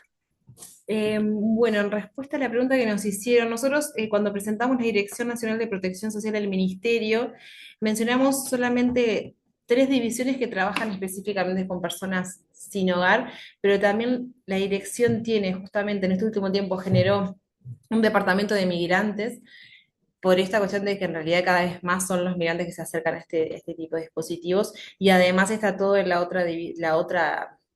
toda la otra parte que no hablamos, que es la Dirección Nacional del Liberado. Son como dos componentes más que se suman a esa dirección que no las mencionamos porque nos centramos específicamente en personas sin hogar. Además, hay un centro de referencias para personas migrantes que justamente trata de ser como una oficina específica y especializada para esta población, para que ese sea como el primer contacto que tienen las personas. Y en cuanto a dispositivos, se han generado dentro del programa que presentó Andrea de innovación e integración social, una propuesta de vales de inclusión que se llaman, que en realidad eh, son vales para que las personas se puedan hospedar en pensiones y no tengan que ingresar al sistema de refugios. En realidad es como un mecanismo como para evitar que entren como al sistema de refugio de ingreso diario y que puedan tener como acceso a esta solución. Sin embargo, en realidad también tenemos migrantes que están accediendo a la trama de refugios nocturnos, pero sí es una propuesta que está justamente como en esta área como más de ver si puede ser una posibilidad de extender y ampliar como solución, al menos como una primera solución para la población migrante. Perfecto. Muchas gracias por la respuesta. Y ahí entonces teníamos una pregunta de Mercedes para Tomás Magdalena. No sé si recuerdan la pregunta o quieren que se las repita. Sí, sí, recordamos, está ahí en el chat, la veo, la Sí, pregunta era si están definida la permanencia en la vivienda con apoyo. eso. Sí y no, digamos. En teoría, el programa se propone o se proponía que las personas estén por un lapso de unos 2 años dentro de las viviendas. Lo cierto es que este tipo de respuestas, por lo general, no tienen como un desenlace de que las personas pasan por acá para mejorar y luego egresar, si bien como vimos algunos casos sí, pero no es lo que suele suceder con la mayoría de las personas. Entonces, por la vía de los hechos, tampoco el ministerio tomó una definición de decir, "Ta, se cumplieron los 2 años y desalojamos a las personas". Entonces, esta es una situación ambigua en la cual formalmente, en realidad, las personas no tienen un derecho sobre la vivienda y tampoco les es del todo, corríjame mis compañeras ahí si esto cambió ahora recientemente, pero tengo entendido que el, si bien el mensaje es a las personas que viven en las viviendas es que la intención es que permanezcan, nadie les garantiza que eso vaya a suceder en un mediano, por lo menos en un mediano plazo. Entonces se estaba trabajando en un convenio con la agencia de vivienda para algunos casos puntuales que pueden pueden cumplir algunos requisitos para ser compradores de estas viviendas, que son viviendas, en algunos casos de uso social, porque la agencia de vivienda en Uruguay hoy en día tiene como un componente más social para el acceso a la vivienda. Entonces, en algunos casos se estaba buscando una salida por ese lado, que las personas compren pagando una cuota subsidiada y baja el apartamento en el cual están habitando. Pero ese era uno de los desafíos que nosotros dejamos planteados en términos de que a largo plazo no está resuelto el cómo continuar y también a la medida que es esperable que el programa siga creciendo, porque a medida que ha pasado el tiempo, las personas permanecen, son más las que se quedan que las que se van, entonces el programa crece cada vez más.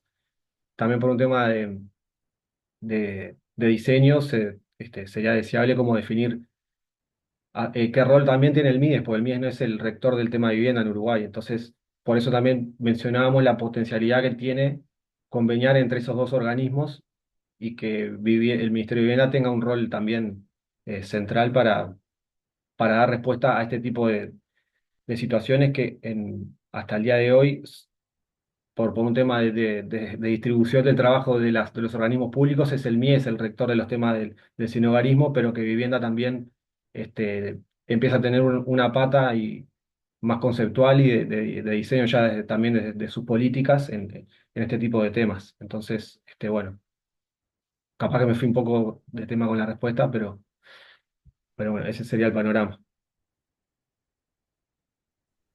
Perfecto. Oye, pido perdón, tengo una perrita que también quería opinar, parece, al respecto. Em, bueno, ahí también tenemos, me esperan un segundo para solucionar este problema técnico y ya.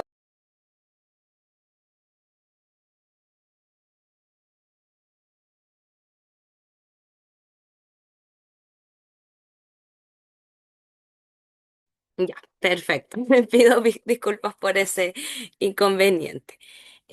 Bueno, ahora tenemos también, yo diría que al parecer es más una reflexión de Marcelo, pero si quieren igual lo pueden comentar para este mismo equipo que habló sobre las viviendas con apoyo, donde señala que la mortalidad es altísima, ¿no? Me refiero a las 18 personas que fallecieron. Eso por una parte. Y luego tenemos a Sharon, donde nos pregunta, ¿el promedio de edad y situación de discapacidad es un criterio de derivación al programa? Aunque no se presenta así explícitamente en la descripción institucional, es un criterio para la postulación al mismo.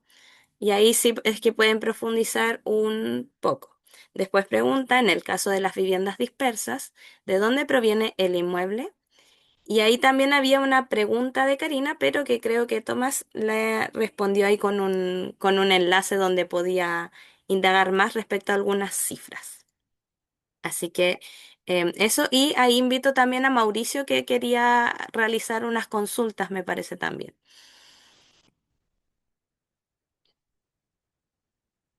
¿Lo hago inmediatamente o después? No sé si el equipo Ok. prefiere responder y Después, luego después damos voy a paso. después lo puedo comentar yo, sí, porque va en otra línea ahora. Perfecto. Después hacemos entonces una ronda donde puedan comentar ustedes también entre sus presentaciones. Así que eso, les abro el micrófono para que puedan responder. Eh, Respecto a la mortalidad, sí, nada más, nada que agregar, o sea, es muy alta. Después, las viviendas dispersas provienen de la Agencia Nacional de Vivienda, lo que mencionaba Tomás.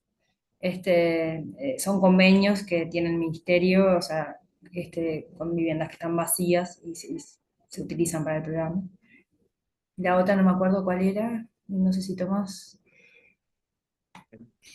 Sí, complemento ahí lo de las viviendas dispersas. Son complejos habitacionales que no son, digamos, muy valorados por el mercado. Son, como mencionaba, ubicados en la periferia de Montevideo.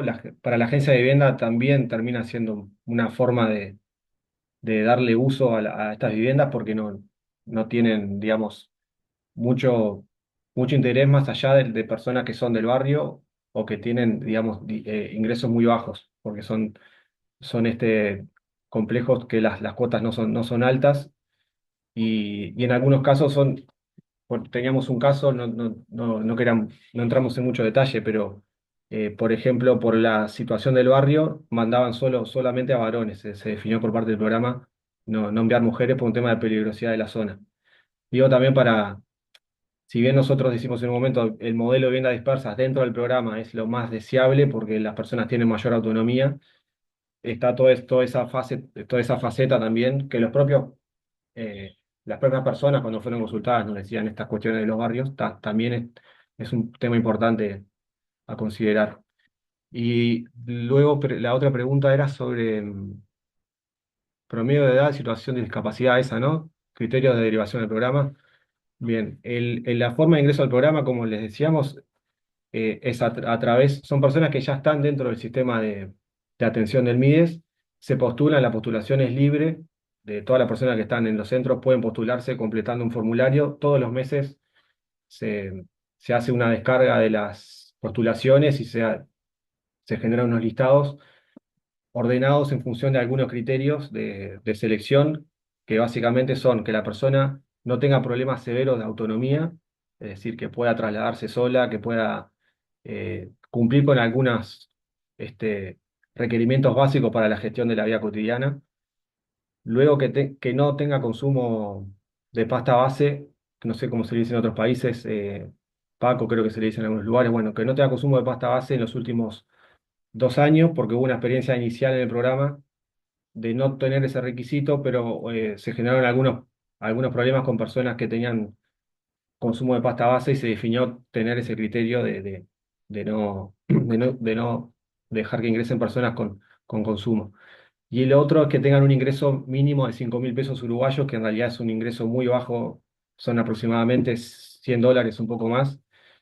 eh, que es casi que simbólico, pero es otro de los requisitos. Y bueno, entonces, en definitiva, la edad no es un criterio que ordena a las personas para ingresar al programa y tampoco las situaciones de discapacidad. Sí, cuando la discapacidad genera unos problemas severos de autonomía, bueno, en ese caso es probable que la persona no ingrese, pero en caso de que no, o sea, no juega ni a favor ni en contra el hecho de tener una discapacidad. Eh, bueno, no sé si ahí se respondió la pregunta o cualquier cosa podemos seguir aclarando. Súper, muchísimas gracias. Y ahí entonces damos la palabra a Mauricio que tenía algunas consultas también.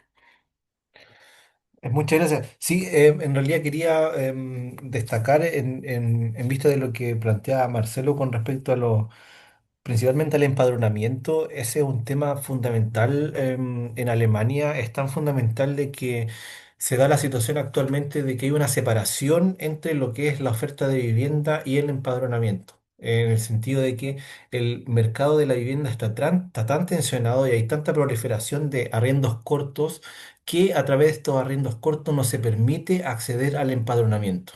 ¿Ya?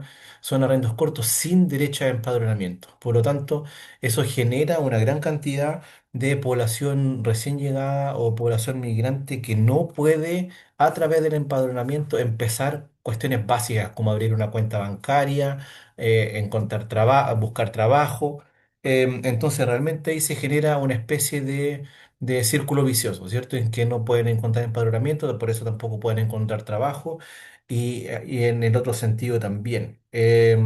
Entonces, me parece eso fundamental y también plantear de que a nivel laboral, lamentablemente, y a nivel también de comunicación con las instituciones públicas, existe por lo menos en Alemania una centralidad del idioma alemán, que yo creo que eso también se diferencia con respecto a otros países europeos, de que no está permitido en instituciones públicas, por ejemplo, de ayuda social, tener cualquier tipo de información que no sea en un idioma alemán. ¿Ya? Es el idioma de la burocracia y en ese sentido excluye de una infinidad de información y posibilidad a población migrante que no tiene capacidad de comunicarse en alemán y que tampoco tiene posibilidad de conseguirse, por ejemplo, traductores. ¿Ya? Por lo tanto, ahí me parece que Alemania, en ese sentido, no sé cómo será en otros países, tengo entendido de que en otros países, como por ejemplo, em, Hungría, y no sé cómo sea, por ejemplo, en España, hay otras posibilidades idiomáticas de comunicarse también en idiomas internacionales, que logra romper un poco ese círculo vicioso, como decía, pero en Alemania realmente es un aspecto de exclusión muy, muy fuerte. Eso quería comentar, pero básicamente, perdón, la pregunta era, ¿cómo se accede a un empadronamiento por ejemplo, en el País Vasco? De lo que veía Marcelo, por lo menos en el caso alemán, eso solamente se hace en un papel que lo tiene que dar o el dueño del departamento o el arrendador principal. Por lo tanto, se depende ahí de esa aceptación de esas personas para poder tener un empadronamiento, no es automático. Esa era mi pregunta. Muchas gracias.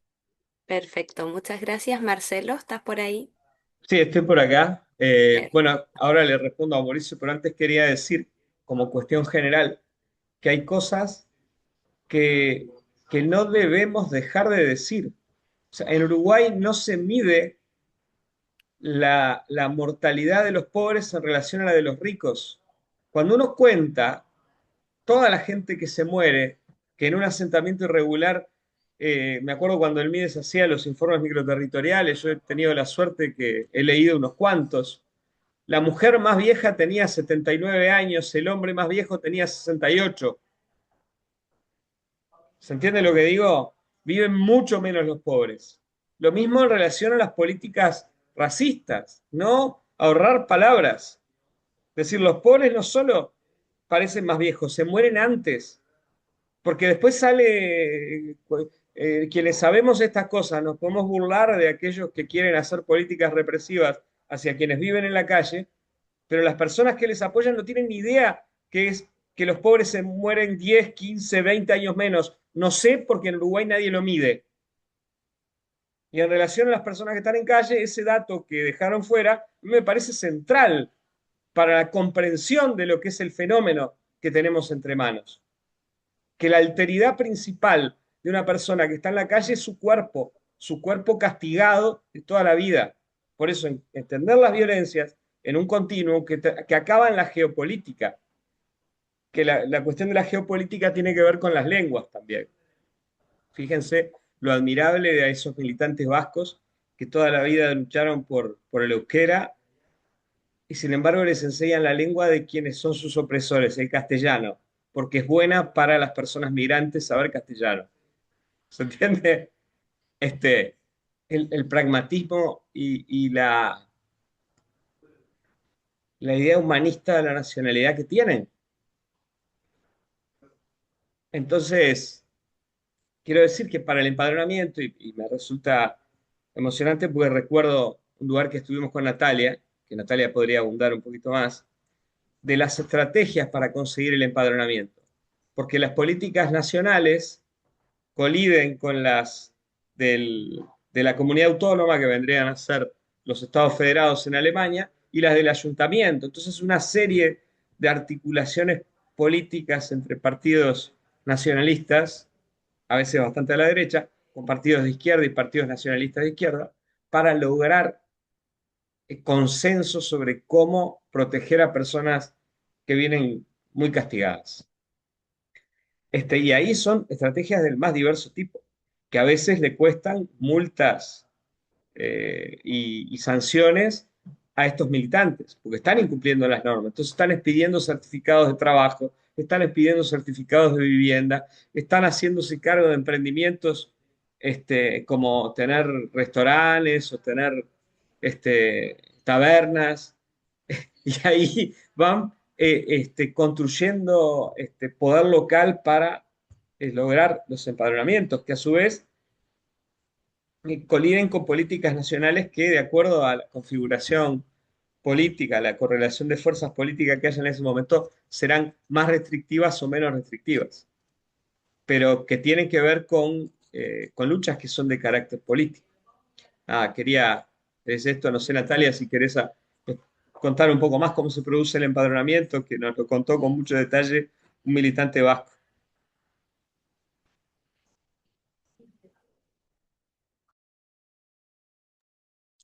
Hola, buenas tardes. Pido disculpas porque me quedé con ganas de escuchar los otros trabajos. Sí, leí los resúmenes.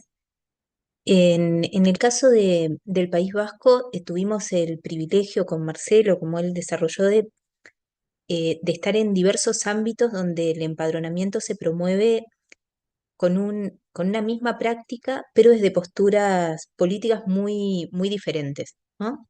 Y ahí encontramos algunas organizaciones que tienen en su práctica y en su discurso ocupa un lugar central la desobediencia civil y la reivindicación de que no todo dependa del Estado, por un lado. Por otro lado, encontramos algunas organizaciones más vinculadas a los derechos humanos, en particular una que reivindica a las víctimas del Estado español, que no son las víctimas aristocráticas en el caso vasco, que sus militantes a la vez promueven el empadronamiento en sus domicilios de personas migrantes que llegan a esa organización de rebote.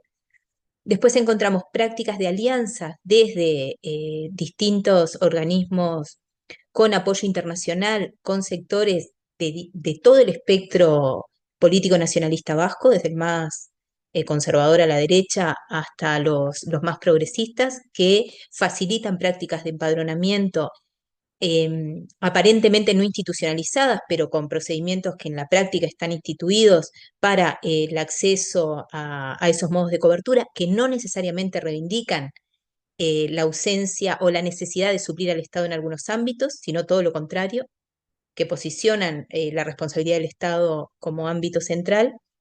Y por otro lado, lo que encontramos fueron una serie de redes de solidaridad entre migrantes o entre distintos movimientos y situaciones de extrema vulnerabilidad, por ejemplo, en el caso de las mujeres latinoamericanas que pasan a trabajar, acá les diríamos cama adentro, pero que pasan a trabajar en régimen de servidumbre extrema, muchas veces con su documento secuestrado por las propias redes que les facilitan el cruce de fronteras, que son detectadas por otras mujeres que visitan casa por casa en distintos pueblos hasta que ubican mujeres en esa condición y les facilitan el nexo con algún refugio que les ofrece un empadronamiento que es de otro orden, no es este empadronamiento completo del el domicilio particular, sino que es por un tiempo limitado en un lugar donde no necesariamente pernoctan, pero sí donde pueden acceder a Internet en las 2 horas libres que tienen de su trabajo por semana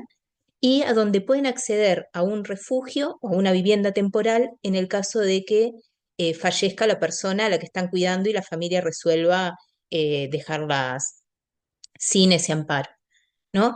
Y ahí una de las cosas que discutíamos con Marcelo es esta tensión, por un lado, entre el nacionalismo vasco y los prejuicios que tenemos sobre ese nacionalismo y la mirada de la vasquitud en una clave muy internacionalista y cómo eso habilita prácticas de solidaridad que están muy legitimadas. Y por otro lado, esta tensión entre qué es lo que se entiende como reivindicación política que le compete al Estado y qué no y qué valor tiene eso que no vinculado con las prácticas de autonomía y también con el poder que tienen los gobiernos locales. Como algo interesante para pensar, ¿no? Ahí en estas intersecciones entre movimientos sociales, organizaciones políticas, políticas públicas, instituciones no gubernamentales, instituciones transnacionales o movimientos internacionales. No sé si fui clara, pero muchas gracias ahí. Muchas gracias, Natalia, y qué bueno que al menos pudiste sumarte a esta última parte de cierre, de preguntas, de reflexiones. Em, Así que muchas gracias. Bueno, ya estamos casi en el tiempo. Eh, Primero que nada, agradecerles a cada uno por estas presentaciones, por estas miradas. Creemos que es súper importante seguir conversando de estas cosas, de estas temáticas. Lo que plantean hoy es muy interesante y también nos permite seguir ampliando la reflexión, la crítica.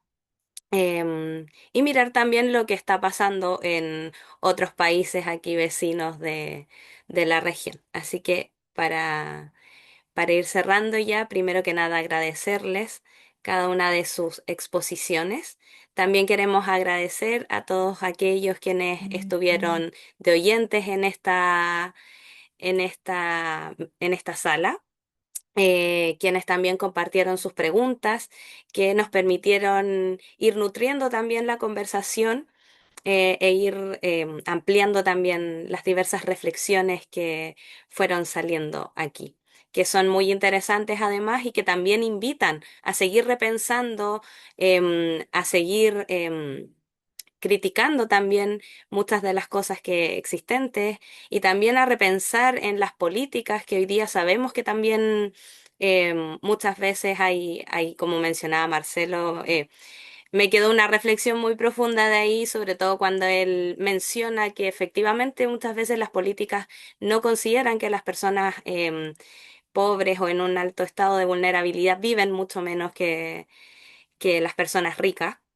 Me hacía harto sentido porque también me tocó exponer en la mesa de muerte y situación de calle. Y claro, es una reflexión que está constantemente. Así que eso. Les recordamos también. Ah, perfecto. Ahí también damos el espacio por si quieren ir dejando sus mails para seguir las conversaciones, para seguir manteniéndonos en contacto y seguir haciendo preguntas también eventualmente y comentarios ante las presentaciones que hoy día vimos. Y bueno, recordarles también que todas estas presentaciones, todas estas salas del Ciscal están siendo grabadas para que luego también pueda quedar el registro en el sitio web de Ciscal y también en el canal oficial de YouTube, ¿ya?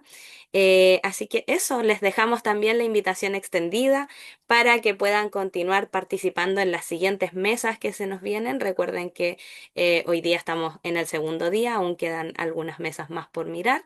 Em, Así que eso, les dejamos totalmente invitados a participar y agradecemos nuevamente a todos quienes estuvieron hoy día presentes. Les deseamos también que tengan una muy buena jornada, término de jornada para algunos, y que estamos atentos ahí a todas las otras mesas también y salas, perdón. Muchas gracias. Que estén muy bien.